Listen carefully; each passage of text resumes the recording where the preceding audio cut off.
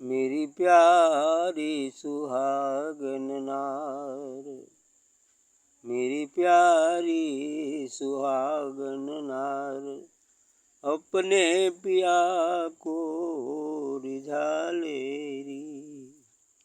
मेरी प्यारी सुहागन नार, अपने पिया को रिझा ले री।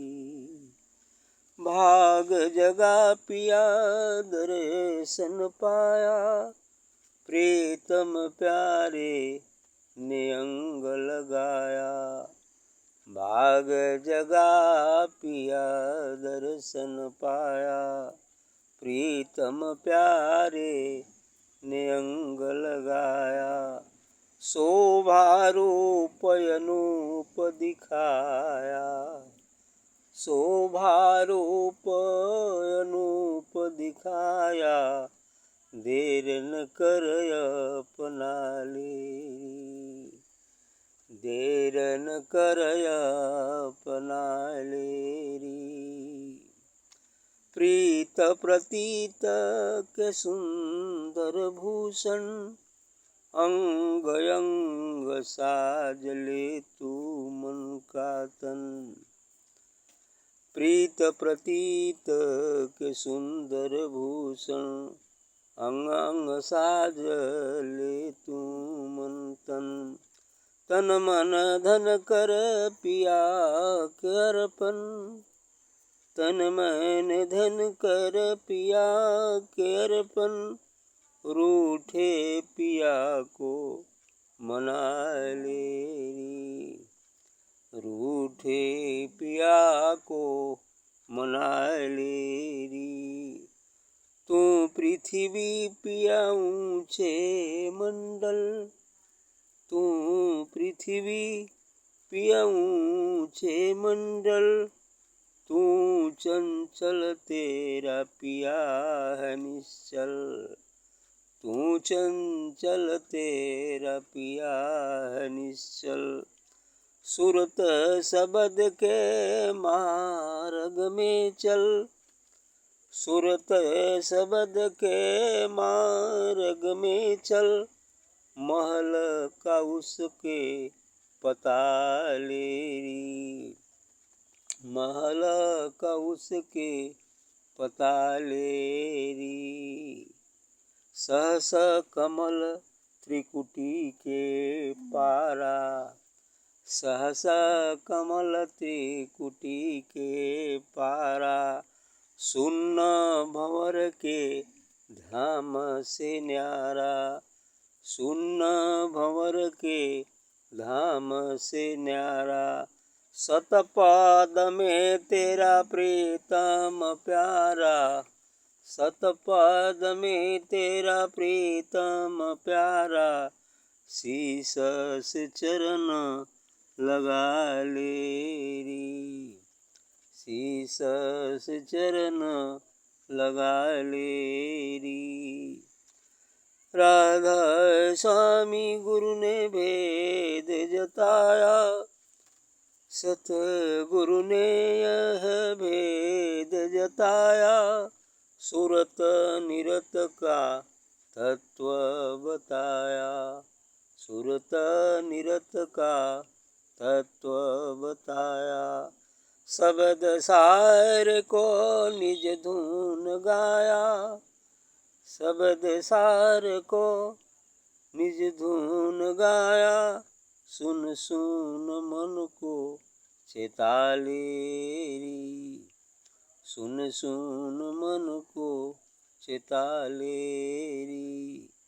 मेरी प्यारी सुहागन नार, अपने पिया को रिझा ले।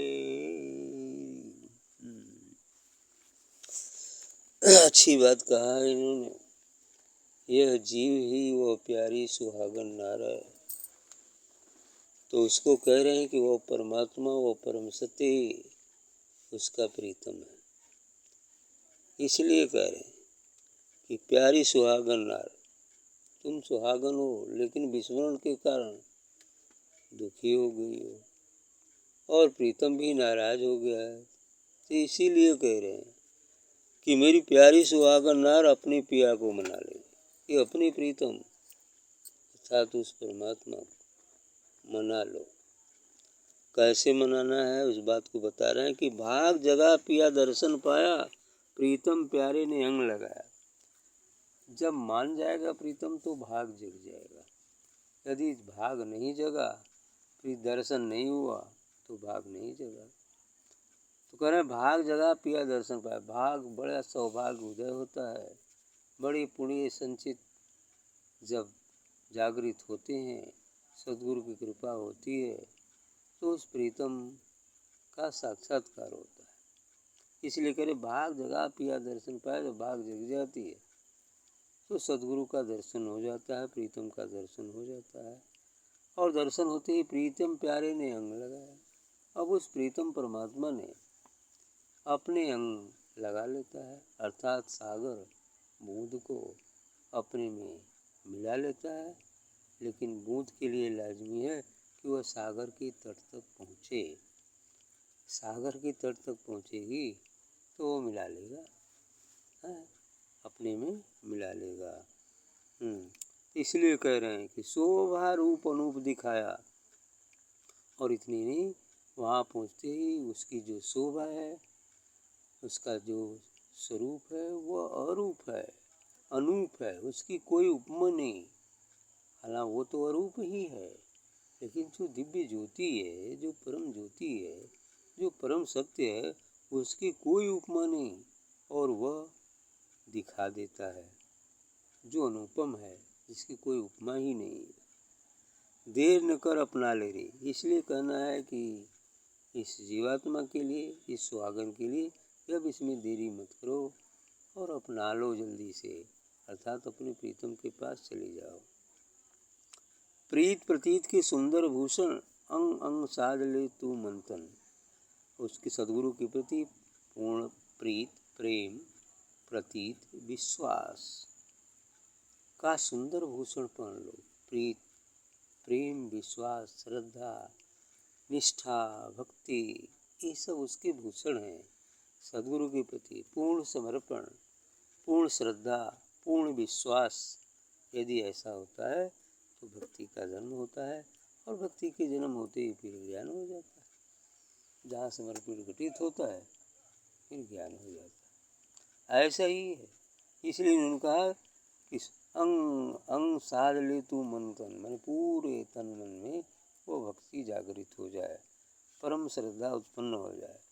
आगे करें कि तन मन धन कर अर्पण, अब पिया के अर्पण, रूठे पिया को मना ले। करें कि अपना तन मन और जो कुछ भी धन है सब सद्गुरु को समर्पित करके प्रीतम को समर्पित करो। और उसे चाहे जैसे भी है, रूठे पिया को मना लो, उस प्रीतम को तुम मना लो, अर्थात उस परमात्मा को मना लो। अर्थात यही तन मन धन अर्पण करने का मतलब सभी अहंकार मिट जाते हैं, यानी कोई अहंकार शेष नहीं रह जाता। जहाँ अहंकार शून्य होते हैं, अर्थात जीते जी जब हम मर जाते हैं तो प्रीतम से साक्षात्कार हो जाता है। क्योंकि जीवत मरी भव जल तरी, जीते जी ही मरना है और तभी भवसागर पार करना है, तभी भवसागर हम पार कर पाते हैं। आगे कहते तू पृथ्वी पिया ऊंचे मंडल, कि तुम तो इस पृथ्वी पर हो, मृत्युलोक में हो, और प्रीतम तो वो 7वें आकाश में है। द्वादश कोष साहिब का डेरा कभी सामने का, वो 12वें कोष में है, तो 12वें कोष में है। और तुम अभी पृथ्वी पर है। तुम पृथ्वी पिया ऊंचे मंडल, तुम पृथ्वी पर हो, शरीर में हो, मृत्युलोक में हो, और प्रीतम तो सचखंड में है, उस तो ऊंचे महल में है। तू चंचल तेरा पिया निश्चल, और तू अभी चंचल है, मन के वशीभूत हो, क्योंकि मन सबसे बड़ा चंचल है। इसलिए यदि मन में हम अवस्थित हैं तो चंचल ही हैं। इसलिए कह रहे कि तू चंचल, पिया तो निश्चल, और वो प्रीतम तो बिल्कुल निश्चल है, एकदम शांत है, अपरिवर्तनशील है। सदा एक रस रहता है, सर्वत्र विद्यमान है, सब जगह उपस्थित है, ऐसा वह शक्ति रूप है जो बिल्कुल निश्चल है। तो इसलिए कह रहे हैं कि तू चंचल, तेरा पिया है निश्चल, तू तो चंचल है, लेकिन तुम्हारा प्रीतम तो निश्चल है, वो कभी चलता ही नहीं, बस है, सर्व जगह है, फिर कहाँ जाने की उसको जरूरत है। तो इसलिए कह रहे हैं कि सूरत शब्द के मार्ग से चल। इसलिए ध्यान साधना जो बताया गया है, सूरत और शब्द का योग, ध्यान के माध्यम से उस सार शब्द, उस सत शब्द, उस सार नाम बात कह रहे हैं कि सूरत शब्द के मार्ग में चल। किस प्रकार से सूरत का शब्द से योग होगा, इस जो है जीव का ब्रह्म से योग होगा, उस मार्ग पर चल। तो वह मार्ग होता है, यानी जिस मार्ग पर मुक्ति मार्ग वही है। सूरत शब्द और सूरत का योग तभी होगा कि जिस पे बुद्ध पुरुष चलते हैं, ज्ञानी पुरुष जिस मार्ग से चलते हैं और जो मार्ग बताते हैं वही मुक्ति मार्ग है। और उसी का अनुसरण करके यदि हम भी चलेंगे तो वहाँ मंजिल पर पहुँच जाएंगे। इसलिए कह रहे हैं कि सूरत शब्द के मार्ग से चल, महल का उसका पता ले ली और सदगुरु से उसके महल का पता पूछ लो कि वो कहाँ रहता है। अरे यूँ तो सब जगह विद्यमान है, हमारे अंदर और बाहर सर्वत्र एक रस रहता है, लेकिन जब तक वो अंदर वाले को देख नहीं लिया जाता तब तक बाहर वाला भी नहीं दिखता है। इसलिए पता उसका पूछ लो सदगुरु से। क्या करें, सहस कमल त्रिपुटी के पारा, पता थोड़ा सा बता रहे हैं कि वह सहस कमल सहस्रार जो हमारे सातों मंडल, जो हमारे मत्थे की ठीक पीछे है, जहाँ से प्रकाश कुछ निकलते हुए नजर आता है, वो सहस कमल है, सहस्रार। फिर आगे सहस कमल त्रिकुटी के पारा, और फिर आगे पंखनाल और त्रिकुटी के परे जब जाएंगे तो शून्य और भंवर, शून्य और महाशून्य अर्थात भंवर गुफा, और उस भंवर गुफा जो 12वां दरवाजा है, 12वां स्टेज है, उससे भी न्यारा है, क्योंकि वो वहाँ भंवर गुफा से भी न्यारा है। भंवर गुफा तक पहुँचना मतलब उस परमात्मा के महल के दरवाजे पर खड़ा हो जाना है, लेकिन अभी दरवाज़ा बंद है। अब दरवाज़ा खुलेगा तो उसमें प्रवेश कर जाएंगे, फिर बात खत्म। ऐसे ही प्रीतम का मिलन हो जाएगा। तो कह रहे हैं कि भंवर गुफा के धाम से न्यारा, या भंवर गुफा से भी न्यारा है, भंवर के धाम से न्यारा। सतपद में तेरा प्रीतम, अब आगे उसी के बाद वह सतलोक है, वह सचखंड है, वही भंवर गुफा के परे। इसलिए कह रहे हैं कि सतपथ में तेरा प्रीतम प्यारा, उस सतपथ में ही वह प्रीतम है, वह प्यारा है। शीश से चरण लगा ले, इसलिए कहते हैं कि तुम अपना शीश उनके चरण कमलों पर रख दो, उसे लगा लो, बस वो स्वीकार कर लेगा।